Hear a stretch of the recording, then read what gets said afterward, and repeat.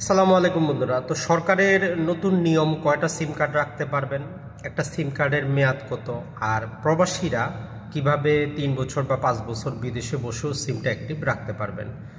তো বন্ধুরা, সর্বপ্রথম কথা হচ্ছে, আমরা পূর্বে 15টা সিম কার্ড রাখতে পারতাম নিজ নামে, সেটা থেকে কমিয়ে 10টা করা হয়েছে।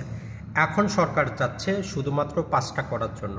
5টার বেশি যে সিম কার্ডগুলো আছে এগুলো আপনাকে চুজ করতে হবে যে কোনটা আপনি রাখতে চান এবং কোনটা না, বাকিগুলো বাদ দিতে হবে। তাহলে এক নামে সর্বোচ্চ 5টা মাত্র সিম কার্ড রাখা যাবে। 2-1 দিনের মধ্যেই আপনারা নির্দেশনা পেয়ে যাবেন। এখন আসি, একটা সিম কার্ডের মেয়াদ কতদিন।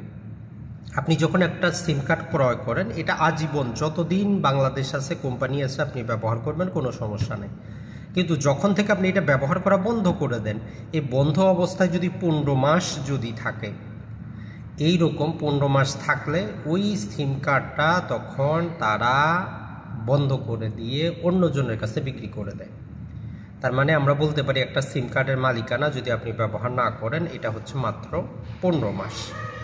এখন আসি সর্বশেষ যেই জিনিসটা, যে প্রবাসে বসে আপনি সিম কার্ড চালাইতে পারবেন কিনা।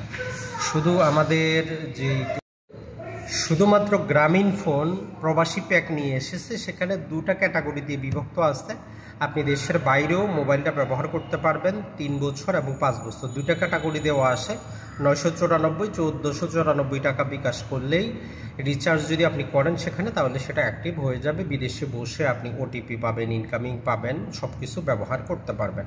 তো এই জন্য যারাই প্রবাসী আসতেন, আপনি যখন বাংলাদেশ থেকে এখানে চলে আসতে চাচ্ছেন, তখন ওই যে আপনি 994 টাকা রিচার্জ করে চলে আসেন, তাহলে আগামী 3 বছর এটা অ্যাক্টিভ থাকবে। ওই 15 মাসেরটা আপনার উপর কার্যকর হবে না।